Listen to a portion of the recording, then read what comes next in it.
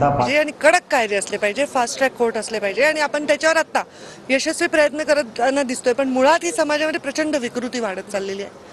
तर ते मी ऑलरेडी तुम्हाला मगाशी त्याच विषयी ताई, आज मुंबईमध्ये जे सत्तेमधले आमदार आहेत म्हणजे विधान परिषदेचे उपाध्यक्ष, विधानसभेचे उपाध्यक्ष नरहरी झिरवळ यांनी मंत्रालयातल्या जाळीवरती उडी मारली की आदिवासी समाजाचं आरक्षण जे आहे, मात्र मंत्रालयामधल्या जाळीवरती उडी मारणं हे कितपत योग्य आहे? त्यांच्या जीवाला धोका पोहोचवू शकला असता? पाहिली नाही बातमी, त्याच्यामुळे मी त्याच्यावर काही टिप्पणी करू शकत नाही. मी स्वतः पाहिल्याशिवाय. ताई, 12 तारखेला दसरा मेळावा होतोय. या दसरा मेळाव्याचं काय वेगळं आकर्षण असणार आहे? दसरा मेळावा हा परंपरा आहे आमची.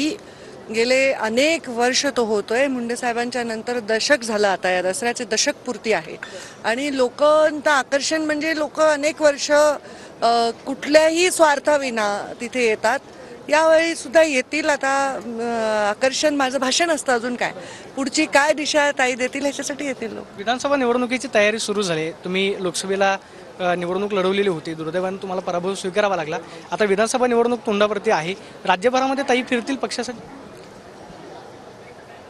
मी राज्यभरामध्ये फिरण्यासाठीच सत्ता विधान परिषदवर आहे की पूर्ण वेळ राज्याला देणार आहे. ताई, दुसऱ्या बाजू